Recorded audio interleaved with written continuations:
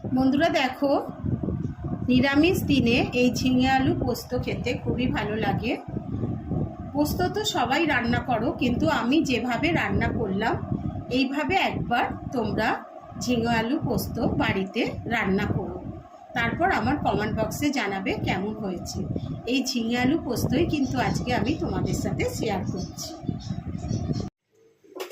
দেখো বন্ধুরা, বাজারে এখন অনেকই ঝিঙে পাওয়া যাচ্ছে, আর ঝিঙেগুলো এখন বেশ কচি কচি। ওই জন্য আমি ঠিক করলাম তোমাদের সাথে আজকে ঝিঙে আলুর পোস্ত শেয়ার করব বলে। তাই আজকে আমি ঝিঙে আলুর পোস্ত তোমাদেরকে শেয়ার করছি। নমস্কার বন্ধুরা, আমি মিতালি রান্নাঘরে আমার বন্ধুদের স্বাগত। আজকে আবার আমি একটি নতুন রেসিপি নিয়ে তোমাদের সামনে হাজির হয়েছি। যদি আমার চ্যানেলে কোনো নতুন বন্ধু হয়ে থাকো, চ্যানেলটিকে সাবস্ক্রাইব করে দিও, পাশে থাকা বেল বাটনটি ক্লিক করে দিও। তাহলে আমি যে নতুন নতুন রেসিপি আপডেট করব সবার আগে তোমাদের কাছে গিয়ে পৌঁছবে। পুরোনো বন্ধুরা কিন্তু আমার পাশে থেকো, আর লাইক শেয়ার কমেন্ট করতে যেন ভুলো না। আমি আজকে তোমাদের সাথে ঝিঙে আলুর পোস্ত কিভাবে করব সেই রেসিপিটি আমি তোমাদের সাথে শেয়ার করব। দেখো বন্ধুরা, ঝিঙে আলুর পোস্ত করব বলে আমি দেখো একটা আলুকে 4টে ফালি করে তারপর একটা ফালি থেকে আমি এরা আড়াআড়িভাবে কেটে নিয়েছি। আর দেখো ঝিঙেগুলোকেও আমি ওরমভাবে কেটেছি। আমি একটু মোটা মোটা রেখেছি আর বড় বড় রেখেছি, কেন ঝিঙে তো নরম গলে যাবে বলে, ওই জন্য আমি একটু বড় বড় রেখেছি। আর ঝিঙে আলু আমি পরিষ্কার করে ধুয়ে নিয়েছি।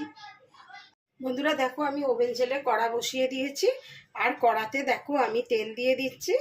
আমি সাদা তেলে রান্না করে নিচ্ছি। তোমরা ইচ্ছা করলে সর্ষের তেলেও করতে পারো, কিন্তু আমি আজকে এটা সাদা তেলেই করব। সাদা তেলেও পোস্ত খুব সুন্দর টেস্ট হয়। দেখো বন্ধুরা, তেলটা গরম হয়ে গেছে। আমি এবার তেলের মধ্যে আলুগুলোকে ছেড়ে দিচ্ছি। আগে আমি আলুগুলোকে একটু ভালো করে ভেজে নিচ্ছি। বন্ধুরা, আলুগুলো ভাজা হয়ে গেছে। আমি আলুগুলোকে আর ভাজবো না, আমি গ্যাসের ওভেনটাকে কমিয়ে আলুগুলোকে তুলে নিচ্ছি।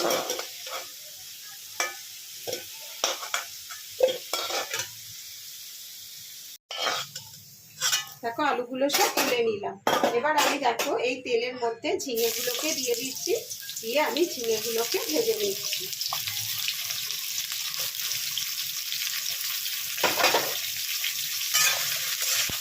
ঝিঙেগুলোকেও আমি একটু ভেজে নিচ্ছি। দেখো বন্ধুরা, আমি এখানে 2 চামচ পোস্ত নিয়েছি, কিছু কাজু বাদাম নিয়েছি, আর আমি 2টো কাঁচা লঙ্কা নিয়েছি। এবার এটা আমি মিক্সিতে বেটে নেব। দেখো বন্ধুরা, আমি মিক্সির একটা ছোট জার নিয়ে নিয়েছি। এর মধ্যে আমি পোস্তটা দিয়ে দিচ্ছি, কাজু বাদাম আর 2টো কাঁচা লঙ্কাও আমি দিয়ে দিচ্ছি। দিয়ে আমি এবার একটু জল দিয়ে এটা মিক্সিতে বেটে নিচ্ছি। দেখো অল্প করে আমি জল দিয়ে দিলাম, এবার আমি বেটে নিচ্ছি। এদিকে দেখো বন্ধুরা, ঝিঙেগুলো আমার ভাজা হয়ে গেছে, আর আমি ঝিঙেগুলোকে ভাজবো না। এবার ঝিঙেগুলোকে আমি তুলে নিচ্ছি।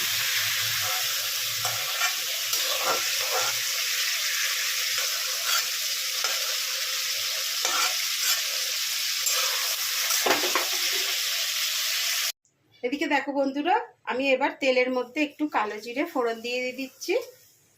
একটু কালো জিরেটা ভাজা হয়ে গেলে, আমি অল্প একটুই কালো জিরে দিয়েছি। কালো জিরেটা ভাজা ভাজাও হয়ে গেছে। দেখো এবার আমি যে সবজিগুলো ভেজে রেখেছি সেগুলো একটু ছেড়ে দিলাম।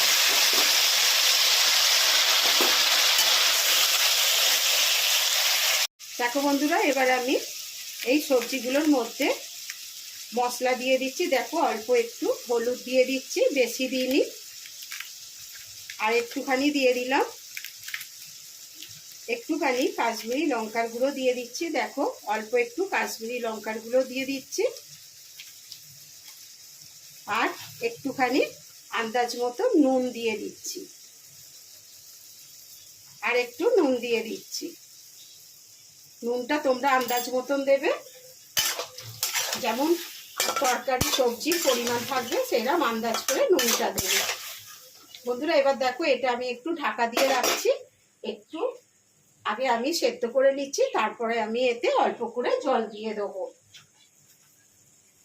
বন্ধুরা আমি ঢাকা দিয়ে দিলাম। দেখো বন্ধুরা, তরকারিটা আমার কষা হয়ে গেছে। এবার আমি যে পেস্টটা করে রেখেছিলাম মিক্সিতে, সেই পেস্টটা আমি দিয়ে দিচ্ছি। দেখো বন্ধুরা, খেতে কিন্তু খুব সুন্দর হয়, জানো তো। এইভাবে একবার পোস্ত করে খাবে, দেখবে খুব সুন্দর লাগবে খেতে। গরম ভাতে খাবে, এক থালা ভাত খেয়ে নেবে। এবার আমি মিক্সিটা ধুয়ে একটু জল দিয়ে দিচ্ছি। বন্ধুরা দেখো, আমি মিক্সি ধুয়ে জল দিয়ে দিলাম। আর আমি জল দেবো না, এই জলের মধ্যে আলুগুলো সেদ্ধ হয়ে যাবে। এমনিতেই আলুগুলো তো ভালো করে ভেজেই নিয়েছি, আলুগুলো সেদ্ধ হয়ে যাবে তাড়াতাড়ি। এ দেখো, আলুগুলো এমনিতেই সেদ্ধ হয়ে গেছে অনেকটা, আরও সেদ্ধ হয়ে যাবে। আর আমি জল দেবো না। এবার আমি এই দুটো কাঁচা লঙ্কা দিয়ে দিচ্ছি, দিয়ে আমি থালা ঢাকা দিয়ে রেখে দিচ্ছি। ফুটে গেলে আমি এখন গ্যাসের ওভেনটা বাড়িয়ে দিচ্ছি, আর ফুটে গেলে আমি কমিয়ে দেবো। যদি আমার এই রেসিপিটি তোমাদের ভালো লাগে বন্ধুরা, তাহলে লাইক শেয়ার কমেন্ট করতে ভুলবে না। অনেক অনেক শেয়ার করে দেবে ফ্যামিলিদের মধ্যে, বন্ধু বান্ধবদের মধ্যে। বন্ধুরা দেখো, আমি থালাটা খুলে নিচ্ছি আর তোমাদের দেখিয়ে দিচ্ছি। পোস্তটা হয়েই গেছে, ঝিঙে আলুর পোস্ত। দেখো, ঝিঙে আলুর পোস্ত হয়েই গেছে। আর আমি একটুখানি শুকিয়ে নেবো, বেশি শুকোবো না, এমনি ঢাকা দিয়ে রাখলেই রসটা টেনে নেবে। আমি এবার গ্যাসটাকে অফ করে দিচ্ছি। দেখো বন্ধুরা, ঝিঙে আলু পোস্ত আমার হয়ে গেছে। দেখো, দেখছো বন্ধুরা কত সুন্দর হয়েছে। দেখো, যদি আমার এই রেসিপিটি তোমাদের ভালো লাগে তাহলে চ্যানেলটিকে সাবস্ক্রাইব করে দিও, আর পাশে থাকা বেল বাটনটি ক্লিক করে দিও। তাহলে আমি যে নতুন নতুন রেসিপি আপডেট করব সবার আগে তোমাদের কাছে গিয়ে পৌঁছবে। আমি আবার একটি নতুন রেসিপি নিয়ে তোমাদের সামনে হাজির হব। তোমরা ভালো থেকো, সুস্থ থেকো। ধন্যবাদ।